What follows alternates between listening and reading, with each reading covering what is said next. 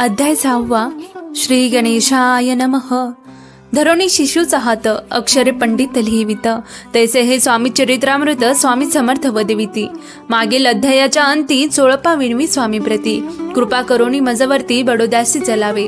भाषण ऐसे ऐकूनी समर्थ बोलती हसुनी, मल्हारावाची या मनी आम्हाविषयी भाव नसे, म्हणून या तयाच्या नगरांत आम्हा जाणे नवे उचित.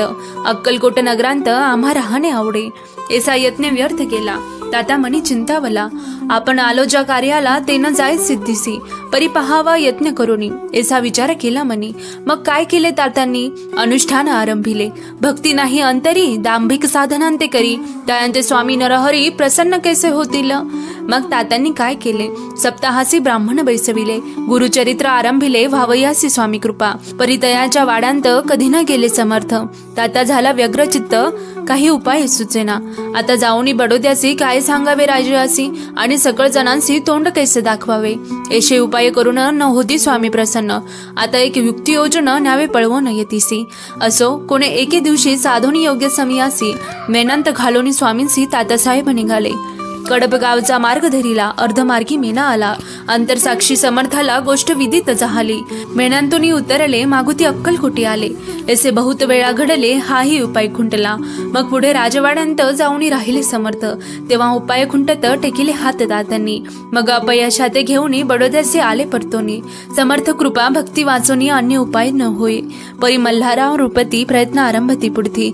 सर्वत्रांसी विचारिती, कोण जातो स्वामीकडे. तेव्हा मराठा उमराव यशवंत तयाचे नाव. रूपकार्याची धरुणी हाव आपण पुढे जाहला. तो येऊन अक्कलकोटी घेतली समर्थांची भेटी. वस्त्र अलंकार सुवर्ण दाटी स्वामी पुढे ठेविती. ती पाहुणी समर्थाला तेव्हा अनिवार्य क्रोध आला. यशवंता पाहुणी डोळा काय तेव्हा बोलले, अरे बेडी हाणोनी सत्वर ठोका याचे चरणी. ऐसे त्रिवार मोठ्याने समर्थ क्रोधे बोलले. क्रोध मुद्रा पाहुणी यशवंतराव भ्याला मनी. पळाले तोंडचे पाणी लटा लटा कापू लागला. मग थोड्याच दिवशी आज्ञा आली यशवंतासी, सत्वर यावे बडोद्यासी, तेथील कार्यासी सोडोनी. साहेबा विष प्रयोग केला, मल्हाररावावरी आळ आला. त्या कृत्या माझी यशवंताला गुन्हेगार लेखिले. हातीपायी बेडी पडली, स्वामी वचनांची प्रचिती आली. अघटित लीला दाविली, ख्याती झाली सर्वत्र. इति श्री स्वामी चरित्र सारामृत नाना प्राकृत कथा समंत सदा भक्त परिसोत षष्ठोध्याय गौडः.